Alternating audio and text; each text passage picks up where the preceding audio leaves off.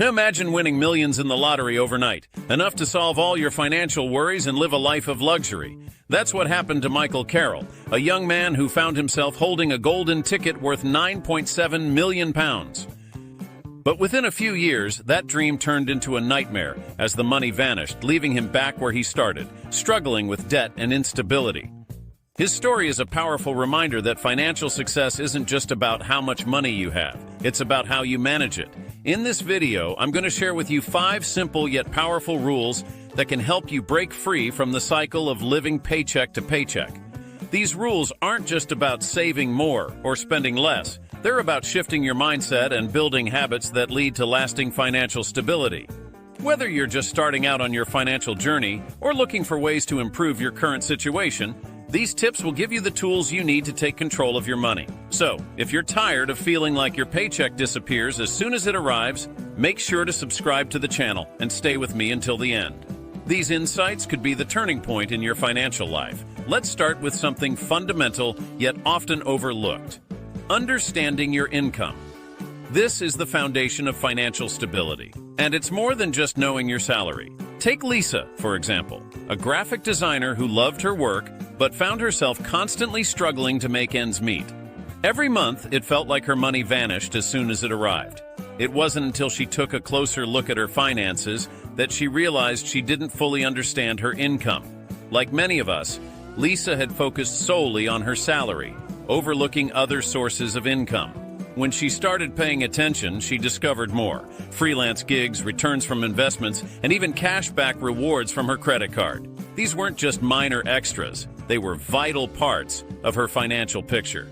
Knowing all your income sources is crucial, but it's also about recognizing the potential for more. Lisa began exploring additional income streams, taking on more freelance work, investing in passive income opportunities, and diversifying her earnings. This shift transformed her financial situation, turning her from someone who was always scrambling to pay bills into someone who had control over her money. If you're serious about breaking free from the cycle of living paycheck to paycheck, start by listing all your income sources. You might be surprised at what you find, and don't stop there. Look for ways to grow these streams. Whether it's through freelancing, investments, or a side business, each new income source adds another layer of security to your financial future. Next, let's dive into one of the most critical aspects of financial stability: managing your expenses. It's not just about knowing what you're spending, it's about controlling where your money goes. Meet Sam, a software engineer who was making good money but still felt like he was always running out of cash by the end of the month. Sam knew he needed a better approach to managing his finances, so he adopted a budgeting strategy called the Jewish 5-jar principle. This method helped him break down his expenses into clear categories: essentials like rent and groceries, savings for the future, and wants like entertainment and dining out. By organizing his finances this way, Sam could see exactly where his money was going, making it easier to cut back on unnecessary spending and save more. Creating and sticking to a budget was a game changer for Sam. Not only did it help him stay on top of his bills, but it also gave him peace of mind knowing that he had a plan for his money. Tracking expenses allowed him to avoid financial pitfalls, like overspending on non-essentials or dipping into his savings for everyday costs. If you're looking to take control of your finances, start by creating a budget that works for you. Break down your expenses into categories just like Sam did, and track where your money goes each month. To help you get started, I've provided a simple template that you can use to begin budgeting your monthly expenses. With a clear budget in place, you'll be better equipped to manage your money and avoid the stress of living paycheck to paycheck. Now let's revisit Michael Carroll's story to explore a crucial principle: living below your means. This is where many people, like Michael, stumble. Despite having a lot of money, they end up losing it all by living beyond their means. Michael's downfall wasn't just about bad luck. It was about a lifestyle that couldn't be sustained. Instead of saving or investing his lottery winnings, he spent lavishly, believing the money would never run out. But when the funds dried up, he had nothing to fall back on. His story is a powerful reminder of the dangers of living beyond your means. Living below your means isn't about depriving yourself. It's about practicing delayed gratification. This concept is simple. By spending less than you earn, you create a financial cushion that can protect you in times of need. It's a universal principle for financial security. allowing you to build savings, invest for the future, and handle unexpected expenses without stress. Think about it this way. When you live below your means, you're giving yourself the gift of peace of mind. You're not just surviving paycheck to paycheck, you're building a safety net that can support you during tough times. This financial buffer is what separates those who thrive from those who struggle when life throws a curveball. I challenge you to take a closer look at your spending habits. Identify areas where you can cut back on unnecessary expenses. Maybe it's eating out less, shopping more mindfully, or finding more affordable alternatives for your daily needs. Every small adjustment brings you closer to financial security and further away from the stress of living beyond your means. Let's talk about building assets, a key step in achieving long-term financial stability. To illustrate this, let me introduce you to Alex, a recent college graduate who started with just $25 a week but ended up building a diverse portfolio of assets. When Alex graduated, he didn't have much to spare, but he understood the importance of saving and investing early. He began by setting aside $25 each week, a small but consistent amount.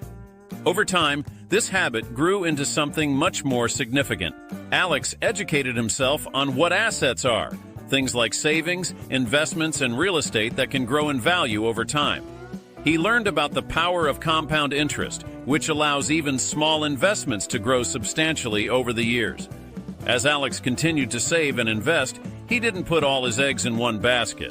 Instead, he diversified his assets, spreading his investments across different areas like index funds, real estate, and even starting a small side business. This diversification was crucial because it ensured that even if one investment didn't perform well, others could compensate, helping him continue to grow his wealth steadily. Building assets isn't about having a lot of money to start with. It's about making smart, consistent choices with what you have. Alex's journey shows how even small, regular contributions can lead to significant financial growth over time. If you're looking to start building your assets, I encourage you to start small. Begin by saving a manageable amount each week and explore basic investment options like index funds, which are accessible and offer a great way to dip your toes into the world of investing. Remember, it's not about how much you start with. It's about taking that first step and staying consistent. Let's wrap up by discussing an often overlooked aspect of financial health: handling liabilities. To bring this to life, imagine the scenario of someone juggling multiple credit card debts. Each month, they make minimum payments, hoping to stay afloat. But the high interest rates keep their balance from shrinking. Eventually, the debt spirals out of control, making it nearly impossible to get ahead financially. This is the harsh reality of poor liability management. When it comes to debt, not all of it is created equal. It's essential to differentiate between good and bad debt. For instance, student loans can be considered good debt because they're often low interest and tied to an investment in your future. On the other hand, credit card debt is typically bad debt, high interest, and often a result of spending beyond your means. Understanding this difference is crucial for making smart financial decisions. Balancing your assets and liabilities is key to achieving financial stability. Just as building assets helps you grow your wealth, managing liabilities ensures that your debt doesn't cancel out your hard work.